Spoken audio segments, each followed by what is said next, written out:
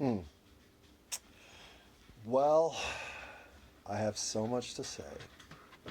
I don't even know where to start. What up, dog? Did you go outside? Good for you. Well, sounds like you wore yourself out going out there.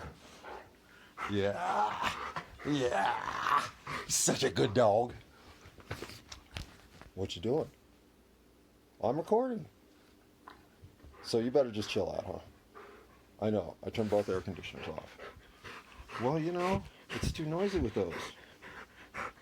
I know that makes you warmer, but thank you. Okay, so if you don't mind, we're in the middle of a recording here. And I haven't even... Oh, boy. No, we're not doing that. Hello, universe. What's up? While I give my dog some much-needed love, apparently, which isn't fair because, come on, no dogs love more than you. Well, I've honestly been trying to find some level of presentable polish, some sense of how can I communicate more effectively, how can I sequence a bombardment of truth into a narrative of interest enough to convey what I'm learning, what's happening to me, how I'm fundamentally recovering myself from myself in real time, to have a compass heading of purpose and intent that I never believed I could experience. And because I am experiencing this, I feel compelled to document my travel, my journey, all these cliche concepts we have about what passing of time and linear recognition of growth creates. Because I'm none of that. I'm not a hero. I'm literally looking at my finger right now wondering if that's a little bit of marijuana concentrate that was on the end of that spoon earlier, and that's why my knuckle is sticky. That's who I am. I'm a guy who has nothing but distracted thoughts about this crazy experience of human life. But they distract me in a way that is at least interesting to me, and at their core can leave me fascinated, dumbfounded, and awestruck all at the same time. And I've been spinning around on that top for about 2 months now. And a lot of that's been inwardly pointed because I don't know that I'm not going crazy. But everything I keep pulling together, and pulling together is it's a bad description, because I'm not out there tugging on ropes, seeing where there's resistance and trying to pull harder on those concepts as if there's an escalation of purpose in finding that against which you have the most headwind. In some ways, I've thought I've played life that way. Tried to seek out ultimate challenge. I'd even talk myself sometimes into the idea that my most misfit acts, at least societally misfit, were as if I were teaching a 7-year-old to play chess and thus pulling pieces off the board to make the game more competitive. If I hamstring my way to this disadvantage, well, maybe now the playing field is level. I mean, you want to talk about hubris, right? To be able to spin your own twisted, self-directed and self-combusting demise, at least according to blank and blank criteria. Well, if you can spin those events of odd decision making into a win, well, why wouldn't you? Well, you wouldn't because it's not the truth. The truth matters. And for fuck's sake, we don't all get to be perfect. We don't even all get to be top 10%. I mean, obviously, by its very nature, we can't all be top 10%, because the only way for that to be possible is if we're all at the even level of exactly the same, and then there is no percentage of advantage. I know that sounds like gobbledygook, but that's actually true. Just like wearing two hats on your head means one of them is going to fall off, while the other one does stay on, though. But it's, I don't mean to put on two hats. But do you know that more than once I've been out in public and someone had to tell me that I was wearing two hats and I didn't know it? So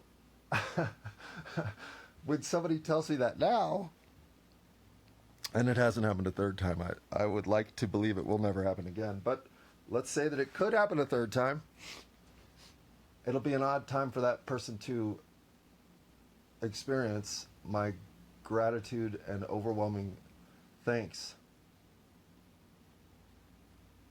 Because unless they're the first person I run into, that means other people thought I intended to do that and left me alone.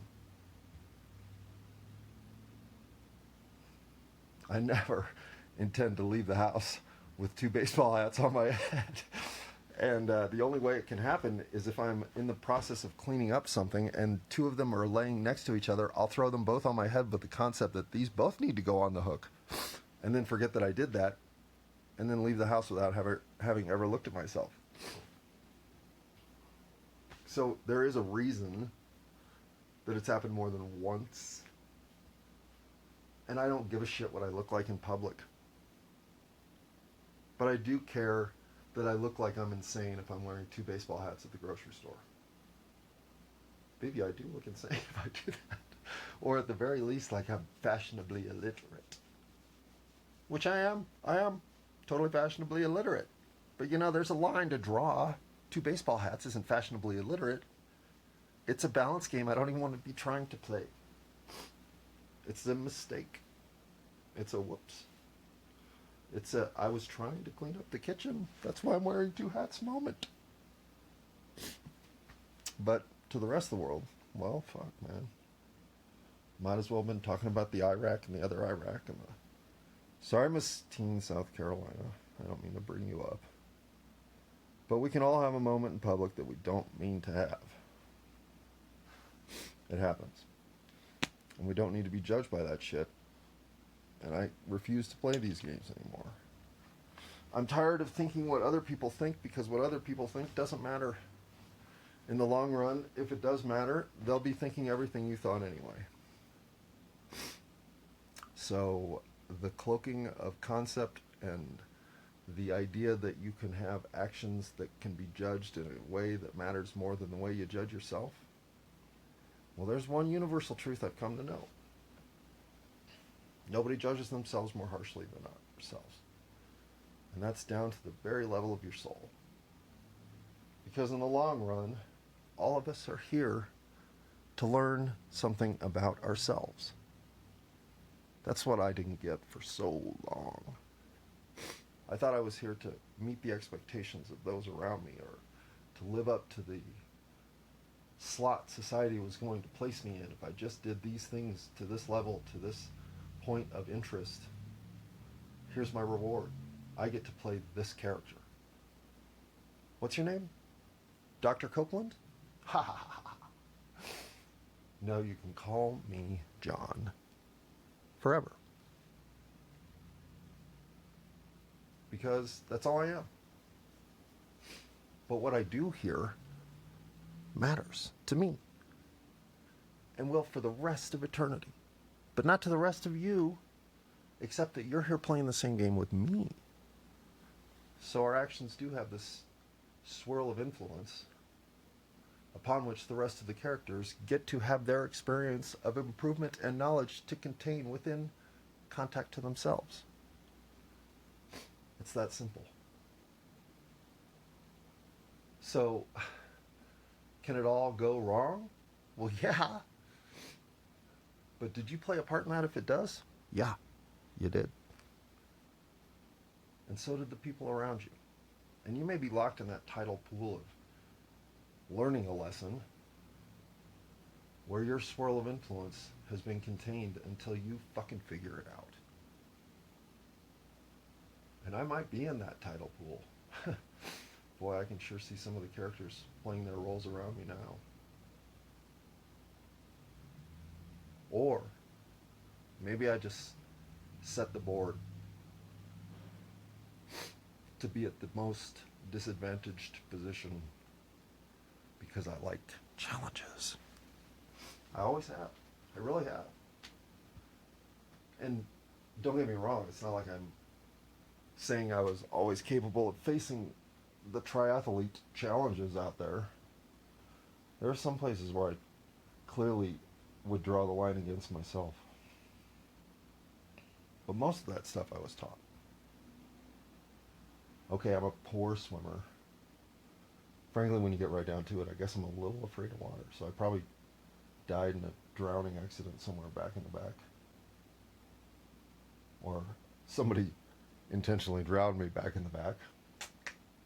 Let's say both of those have some chance of being out there. But regardless, I'm never going to win a triathlon because I never have enough of a relationship with water to truly overcome my fear of being in it. And that doesn't even start with the shark stuff. But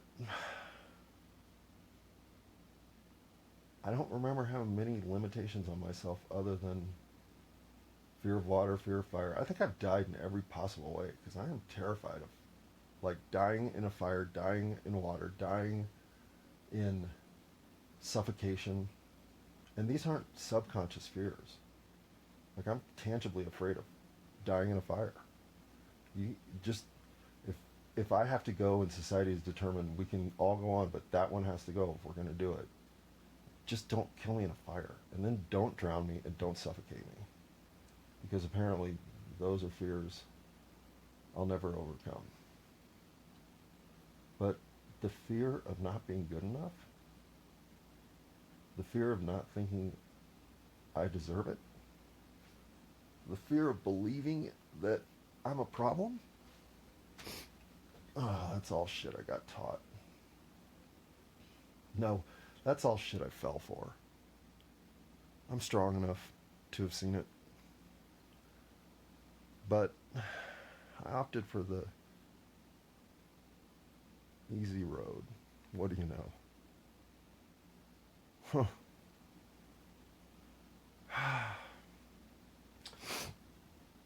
I gotta warn you, my tears and truth meter have been off the charts. And I've been, like, I'm literally, there are 2 tears rolling down my face right now. Do I sound like I'm crying? No. I've been so overwhelmed with emotion that I almost feel like I must be grieving something huge. Like something has happened. I think there's been a cataclysm in the meta worlds. And I don't know that this isn't the last of what's left of our chances. Like, the way I see it is there's always these probabilities of stuff that can happen. And everything that's happening is encouraging and discouraging the next event's probable outcomes. So we all have swirling influence over not just what happens going forward, but what's happened in the past. And I have not figured out how all that works. So don't pretend that any of this stuff even makes sense to anybody other than I've seen it enough in its incarnations. And a lot of this is subconscious. So just bear out that I'm trying to come to peace with being almost... Bombardment is the word. If you keep getting signals in a capacity that you cannot deny they're out there, and then you start paying attention to them and you start feeling like the world is almost like an unrecognizable puzzle starts putting pieces together in front of you, and you have to say, I didn't even know I was playing this game. That's what I'm going through. And I'll get way more into this. I've already gotten into it for 100 and something episodes, so if you don't think I'm working this out in real time while you're crazy. Because we're all working this out in real time. And my real time has crystallized out of a fog that I thought was just what life was. Because I knew I had a skill set that was ready for almost anything. I just had no motivation to devote it to 1, 2, or even 3 things. I wanted to experience it all at the highest, most intense level possible. Because if you've done this enough, I think you come in triggered to behave certain ways. And one is to just attack the world with your curiosity, your interests, and your motivation to see it all. Because at some point, what else are you here for? It's your turn to experience life at the 3D level. And at this level, we create the universe. We decide. We're going to play. I didn't know that. And if you do instead show up here and act as if it's not an amusement park in which to enjoy the rides, it's a construct of metal and other materials that appear to have been created to take advantage of the physics of this universe that allow for things like circular momentum. Well, yeah, that's kind of what a roller coaster is. But a roller coaster is a fucking thrill ride. If instead you spend your entire conscious moments measuring it, you'll have missed the point.